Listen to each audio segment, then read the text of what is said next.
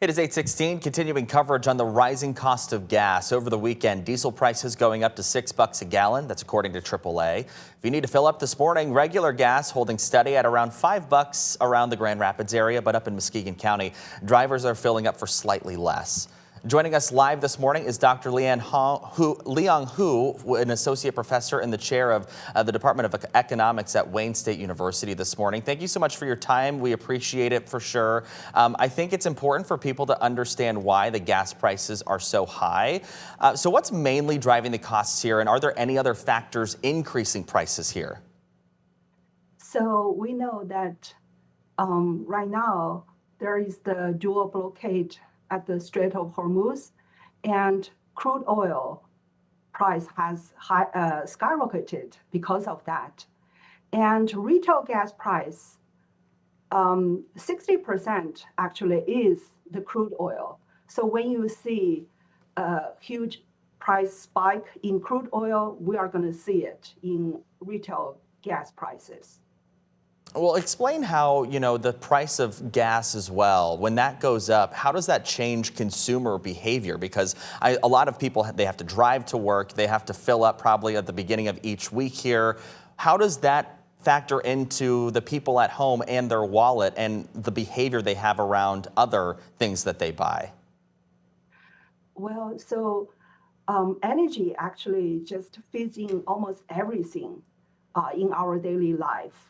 So right now with the gas price so high, with like a diesel price going to like a record high, so we're going to experience this as customers, like as you said.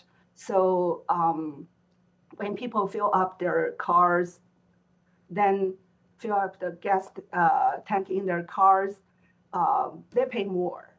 And there's more to it. So we're going to soon see it in like a grocery, because groceries and consumer goods are moved around the country by trucks, and trucks rely on diesel.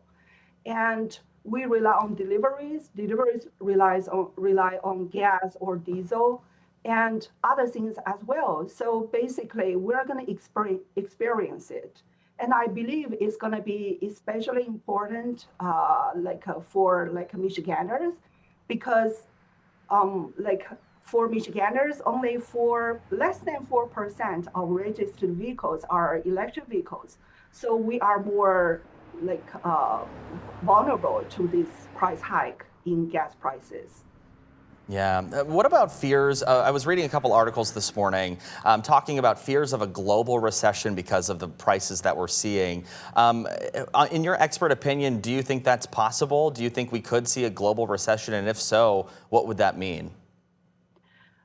So I think right now, at least according to the U.S. Energy Information Administration, so they have forecasted that into the second quarter of the year, we're going to see crude oil prices at its peak.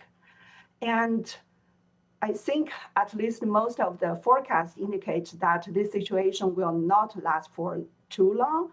And we expect the crude oil prices to return to maybe $90 per barrel by the end of the year, and going back to $76 next year. If that's the case, I don't see a recession coming up. However, given the uncertainty now, and if this blockade lasts longer than people predict, then I do believe there is the possibility of a recession. Let's say, if these prices go down rather quickly, how quick will that translate into the price at the pump? How quick does that happen when we see the price per barrel go down? So when we see the price per barrel for crude oil goes down, actually, we might see the price going down at the pump at a much slower pace. And that's probably what people have kind of felt about over the years. And actually, that's the case, because typically when crude price crude oil price goes up, then we immediately see that at the pump, the gas price goes up within days even. However, when the crude oil price goes down, usually it takes longer for like a gas price to go down because like there are a couple of reasons. For example, like usually refiners or gas station, they have some market power. So they still want to take advantage of the opportunity to like mark up their price to take advantage of like a lower crude price.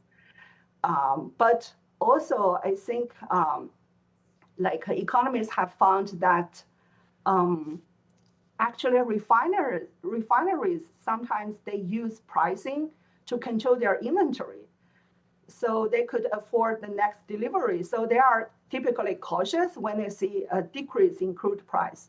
So I would say that yes, even when the crude oil price go down, we probably would need like a little bit patience to see the lower price in at the pump.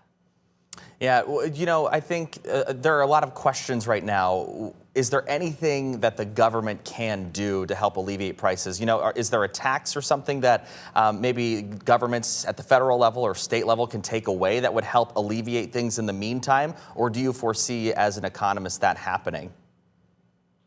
I think the U.S. government has been doing something. So, for example, the DOE has released 17.5 million barrels of oil from the Strategic Petroleum Reserve since March. And I think that's helpful. Of course, if the situation lasts long, then we're gonna really join the Strategic Petroleum Reserve. But I think at the federal level or at the state level, I think if the situation goes on and on, I believe the government would have to intervene. So, for example, the state of Michigan has initiated the state gas tax since January 1st this year. And I believe if the situation lasts long, the government will be able to do something, for example, reducing the state gas tax. Yep. Okay. Well, Dr. Liang Hu, we appreciate your time. Thank you so much for your expertise in this matter. And of course, we'll see what happens right there as oil prices still are high as we're kicking off this week. Thank you again. You're welcome. Thank you for having me.